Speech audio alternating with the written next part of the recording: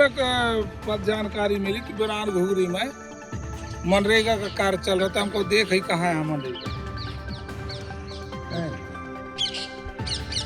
ठीक है तो रेता हुआ देख लो तो कहनी यही या बिरान घुघरी। ग्राम पंचायत महनेर के आश्रित ग्राम वीरान घुघरी में पिछले कई महीनों से रेत का अवैध उत्खनन अब एक खुला खेल बन चुका है। वह खेल जिसमें शासन के नियमों की धज्जियां उड़ाई जा रही हैं, प्राकृतिक संसाधनों को निर्ममता से लूटा जा रहा है और पर्यावरण की नींव को खोखला किया जा रहा है।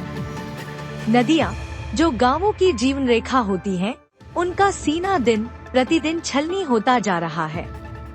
स्थिति ऐसी है कि स्थानीय लोगों में भय, प्रशासन में शिथिलता और माफियाओं में बेखौफ जुनून साफ झलक रहा है।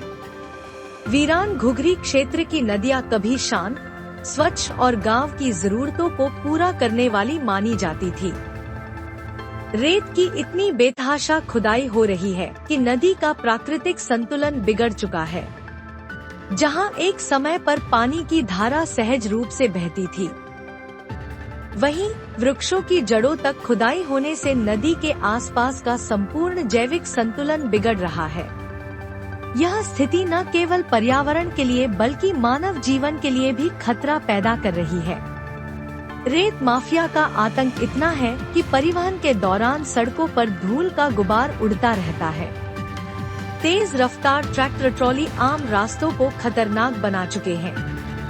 कई बार हादसे भी हो चुके हैं, लेकिन उनकी चर्चा भी जल्द दबा दी जाती है।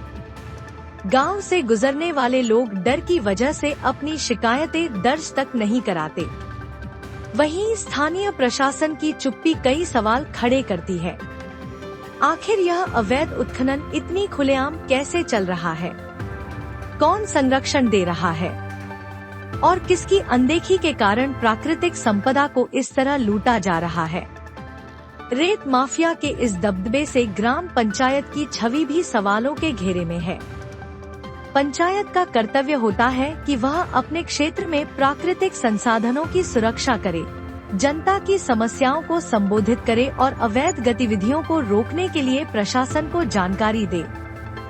लेकिन वीरान घुघरी की स्थितियां बताती हैं कि या तो पंचायत के पास इस पूरे मामले पर रोक लगाने की क्षमता नहीं है, या फिर कहीं न कहीं मूक सहमति भी बनी हुई है।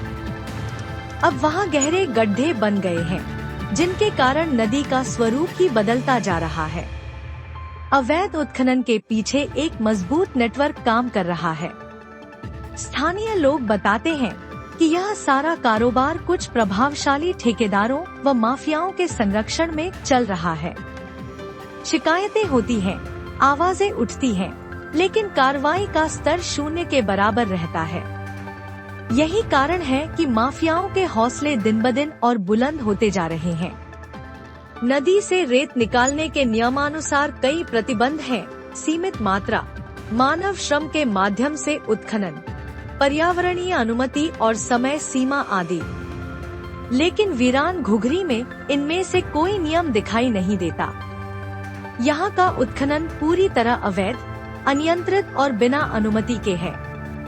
ग्रामीणों का कहना है कि अगर कोई इसके खिलाफ आवाज उठाता है तो माफियाओं की धमकियां मिलने लगती हैं। दबंगई का स्तर इस कदर है कि लोग अपने ही गांव में असुरक्षित महसूस कर रहे हैं। इसके साथ ही नदी के किनारों पर कटाव भी बढ़ गया है। रेत निकालने के कारण नदी की संरचना कमजोर हो रही है और बारिश के दिनों में तेज जलधारा किनारों को काटकर खेतों को नुकसान पहुंचा सकती है। नदी का जलस्तर लगातार नीचे जा रहा है, जिससे क्षेत्र में भविष्य में जल संकट की स्थिति भी बन सकती है। अवैध उत्खनन की वजह से ग्रामीणों में गहरा आक्रोश है। कई किसानों की भूमि नदी के कटाव की चपेट में आ सकती है। पानी के स्तर पर पड़ रहे प्रभाव से सिंचाई के साधन प्रभावित होंगे। आने वाली पीढ़ियों के लिए जल संकट बढ़ेगा। ग्रामीणों का कहना है कि वे विकास के खिलाफ नहीं हैं, लेकिन प्राकृतिक संसाधनों की लूट कभी स्वीकार नहीं की जा सकती। वे चाहते हैं कि प्रशासन तत्काल कार्रवाई करे, उत्खनन पर लगाम लगाए और नदी को बचाने के लिए सख्त कदम उठाए।